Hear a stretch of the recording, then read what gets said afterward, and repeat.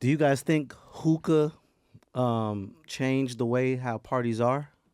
And because now that I see hookahs and sections more than the dance floor. Does that create more money for you to get, or is the dance floor? How do you guys, you know? The dance floor ran away. So in Atlanta, and correct me if I'm wrong, the landscape of the music controls the nightlife. Correct. All right. So when you saw a dance floor in Atlanta clubs, they was making musics where you were dancing, Correct. right? But then when the music changed and it was less about dancing and it was more about popping bottles, being VIP, Trap music. there you go. Then the music dictated the way you ran your club. So it was about VIP and buying sections. You understand what I'm saying? And then the hookahs came into the game too. And I think, no disrespect, nowadays rappers rap about, a lot of them rap about using the drugs instead of selling the drugs. You understand what I'm saying? So the whole nightlife experience has changed because the music has changed. That's a good take. I want to tap into that a little bit. The consumer controls what happens at the club. You guys have to know that, right? And so in 2003, Vision opened. I think that Vision was the greatest thing and the worst thing all at the same time. Because prior to Vision, Atlanta has two worlds, Atlanta and then everybody else, right? And so people from Atlanta always partied where they was from. South side, west side, east side, north side. And then people who transplants who came here for school, work, whatever, they partied Midtown, Buckhead, and shit like that. In 2003, when our Open Visions, it was a big club, so it collapsed everybody all into the same place. And then when he started doing parties with trappers and Jesus and all that, then it made people who were South Side, East Side, West Side, who wouldn't come into the city, gave them a reason to come into the city. So after a while, niggas didn't want to dance no more. They wanted VIP sections. Even the regular person that had a 9 to 5 job, that it really wasn't for them. They wanted to be a part of that. They wanted to be in a section and pop Betty, a hold on bottle. a minute. No, Bishop, we had a dance floor. Actually, as a matter of fact, There was. we That- had but that two was- dance floors. but that was- the one but- up there in the bottom. But Vision was also the place that had about 90 VIP sections in it. True, but it and still was that a dance created a floor. reason for regular people who never bought VIP sections, because prior to Vision, there was Velvet Room. In the Velvet Room, there was big dance floor and VIP sections. Regular people didn't buy sections in there. Only VIP people bought sections. Football players, basketball players, hustlers. At Vision, 9 to 5 people bought sections.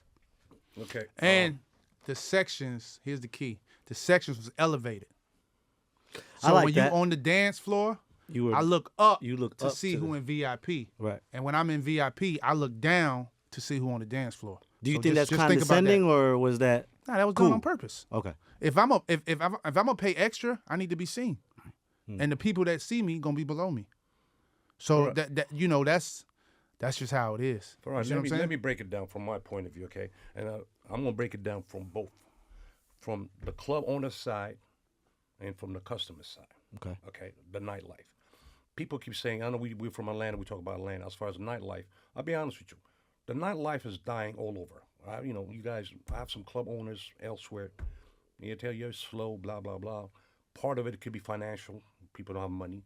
In Europe, a lot of big clubs are closing down. They're blaming the social media. They're saying a lot of young people don't want to go to the clubs no more. They rather stay on the social media. That's what I heard. Yeah, a lot of clubs are shutting down. As far as here home, club owners. Let me tell you from what I've seen. Club owners, first things first. They don't run the business like business, right? 2, they forgot the customer service. They don't give no customer service. Talk about it. 3, gouging. They think, there are a lot of club owners just got into the clubs because Atlanta is probably one of the easiest places you can get a liquor license.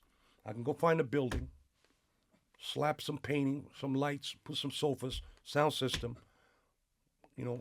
go get a liquor license. If I can't get a liquor license at a nightclub, I can get a liquor license, a restaurant license, open it and run it as a club. Parking. Ownership charging people $40, $50, $60 to park. Yeah, that's crazy. Okay? When I say club owners, let me include the staff.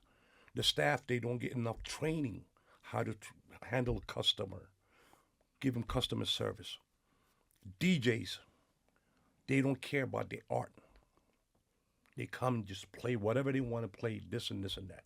That's from that part. Now let me take you from the customer point of view.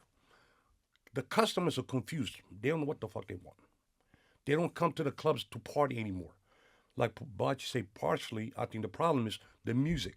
The music has been coming out the last, 5, 6 years? 10. 10 years? You can't even party to it. That's why if you notice, a lot of R&B nights are getting popular now in the city because you can dance to it. That's true. Okay? And the customer don't know what they want. They want to come to your club 1 o'clock just to party for 1 hour.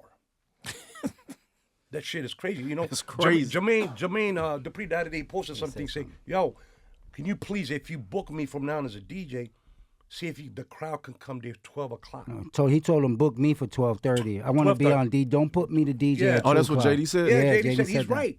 People shot me, yo, when I opened the door 10 o'clock, from 10 to midnight, 12:30 is nothing.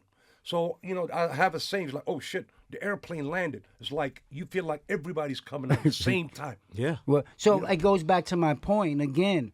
You know why that is? Because everybody wants to be VIP. I keep telling you, when the opportunity came for a regular person to feel like he was special, they wanted to opt all the way in. The regular person doesn't come to the club. He don't have to have no money. He not coming till 1:30. The fuck you doing, nigga? Hold You on a need to be minute. there 10. Yeah, hold on a minute. A regular Open bar. the promoters, you promoters, when we used to promote, 9:30 we have to be at the club. we used to show up at 9:30 at the club, make sure everything's right, make sure. sure the sound is there, make sure the DJ's there, boom, boom, boom, before we open the door.